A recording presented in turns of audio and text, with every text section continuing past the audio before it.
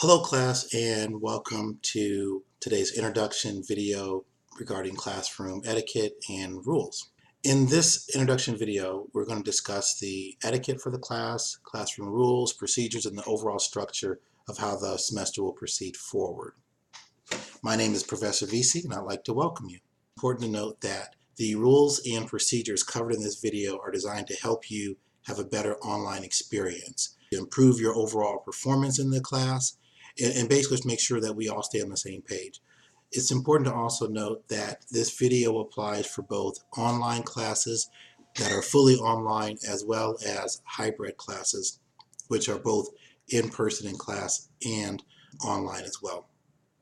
We're going to talk about the structure of the class, how you can be successful in the class, and basic rules of communication and etiquette. So let's get started. First, a few assumptions I'd like you to bear in mind. One, as the professor, I'm here to help you.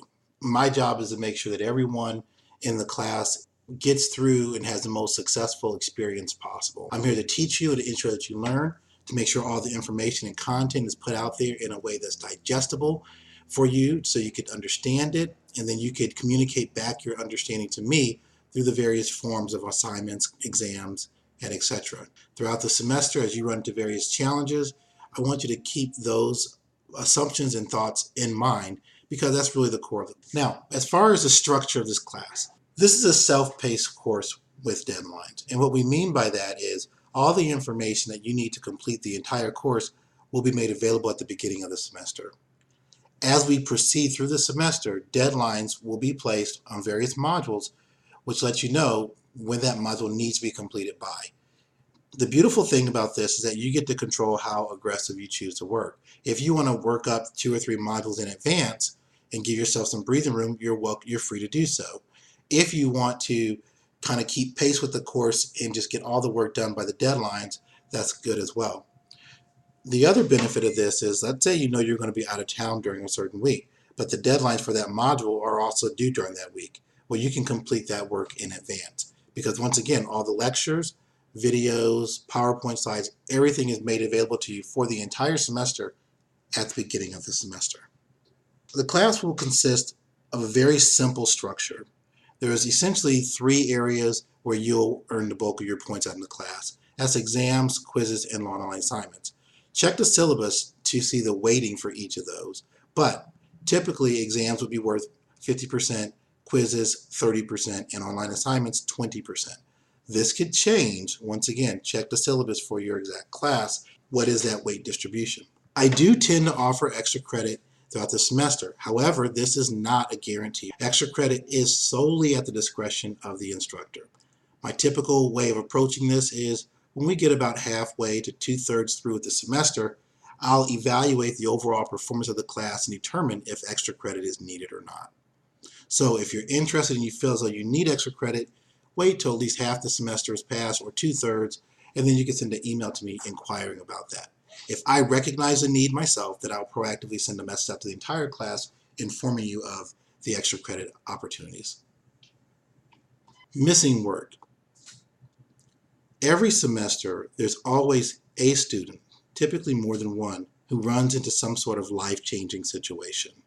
And that situation ultimately has an effect on their ability to complete work on a timely basis.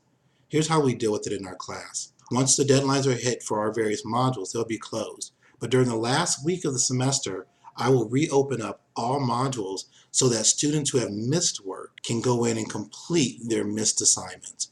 Now, the benefit of this is that if for some reason you miss a deadline on an exam, you don't have to worry about, am I going to get a 0 on that exam? You automatically know that during the last 7 days of the semester, all assignments, all exams, all quizzes are going to be opened up for you to be able to complete any missing work. Now, please note, this is not redoing existing work.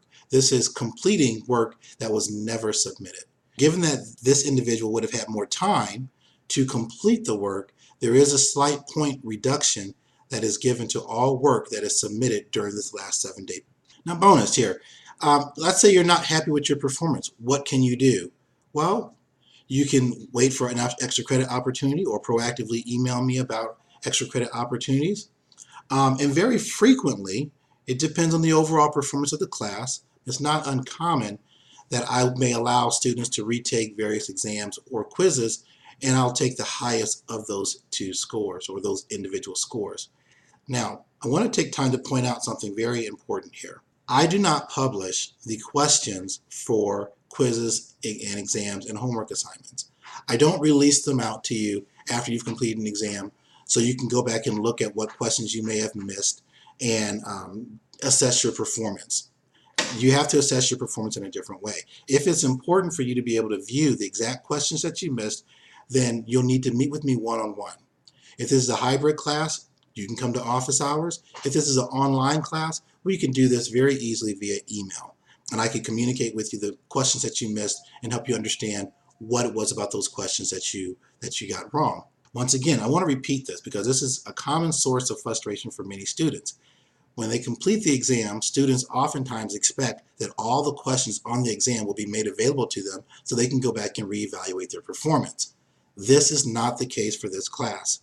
If you take a moment to think about it, when you are taking a physical test in a classroom, professors do not always release that test back to you on a permanent basis. If I were to publish the questions on an exam, I'll be releasing them back on a permanent basis. It's also important to note that the opportunity to either retake exams or redo quizzes or work like that so that you can try to improve your grade, that opportunity for increasing in performance would not be available if the exam questions were made public.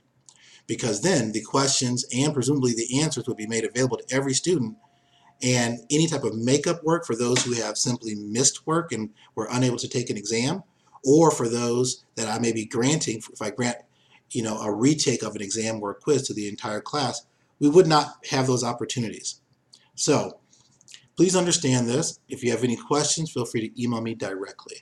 Now let's talk about class communication. This is another source of confusion for a lot of students, particularly if this is your first online class. All communication to me, to Professor Vesey, should come through your eCourses email on the eCourses platform. I'm going to repeat that. All communications to me for this class for Professor Vesey are to come to me via the eCourses email on the eCourses platform. Now this is important for a number of reasons. One, it keeps the communications that you're sending tied to your specific class. When I'm teaching over 100 students across the semester, it is very difficult to try to track down an email and what class did it come from and who's the individual and respond accordingly. It keeps down confusion and allows me to respond to you much quicker. Secondly, the communication via the eCourses platform doesn't clutter up, doesn't come into the clutter of my personal pv.amu email address. Okay, so I get hundreds of emails a day, and when you add student emails from 100 different students on top of that, the clutter becomes very difficult to manage. Not to mention emails that would get sent off to the spam folder, never to be seen again. So please, all emails, all communications to me are be directed through the eCourses email platform. It's important to note you should give me at least 24 to 48 hours to give you a response. Oftentimes, in this world that we're in today, many students are focused on instant response. In the world of text messaging and online social media, and how we get instantaneous responses. It's important to note that that's not a realistic perspective to have when it comes to an online class. Okay, so you want to give at least 24 to 48 hours time for a response to an email. Please bear in mind, nothing in this class is life or death. Additionally, I'm the professor, and I ultimately control the final timeline for everything up until when grades are finally submitted. So if there is a problem, your primary concern is making sure you get in touch with me and that I'm aware of that problem so we can work it through together. There's no need to get yourself overly stressed out and overly worked up about an issue that we can ultimately resolve pretty easily once we get into communication back and forth with each other. Now with that said, give me 24 to 48 hours to respond. Now this applies to normal work week, Monday through Friday. That 24 to 48 hours does not account for weekends and or holidays. So let's take a look at that. If you were to send me an email, say Monday around noon, then you should expect a response on or before Wednesday end of day. If you were to send an email to me Friday at noon, then you should expect a response to come back by Tuesday, end of day. If you send an email to me, say Wednesday, Friday is a holiday, then you should expect a response on or before Monday at noon. Now, I'll try to respond as quickly as possible, but it's important that you understand these general timelines and set your expectations accordingly. Please stop and take time to read this slide carefully. This is designed to help you have a better experience with the class and ultimately to improve your performance. Do not communicate with me in the following ways. Do not send me an email regarding our class and class performance to my pvamu.edu email address. If you do, you may not get a response, or the response may be a lot longer than that 24 to 48 hours because of all the reasons I mentioned several slides ago. Please do not expect me to answer the phone outside of outside of office hours. If I am in the office and the phone rings, I will definitely answer it. But I am not always in the office outside of office hours.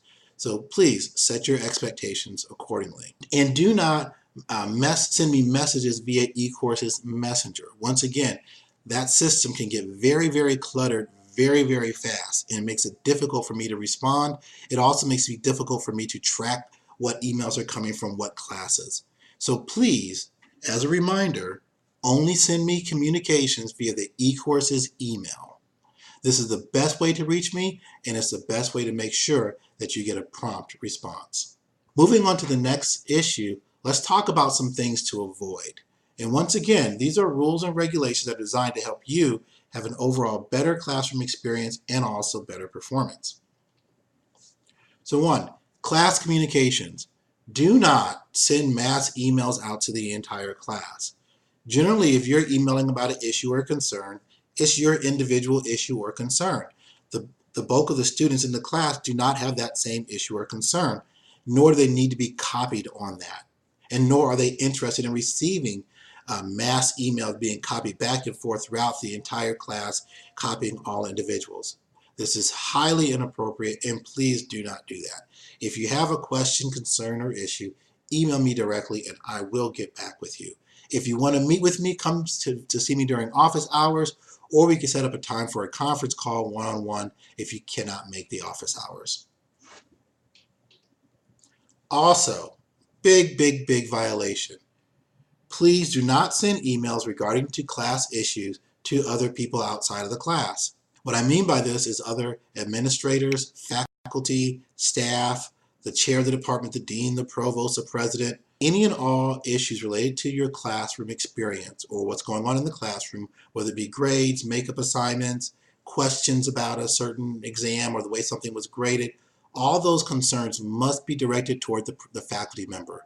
In that case, me, Professor VC. According to university policies, I am the only individual who can resolve that issue for you. The president, the provost, the dean, etc., they do not override the professor's decision on how he or she manages the classroom and how they ultimately assign grades and what they're willing to do as far as makeup assignments and the likes. So any of those communications are to be directed toward me and me alone, not copied out to other individuals. And once again, please go back to the general assumptions that we had at the very beginning of this slide. I'm here to help you.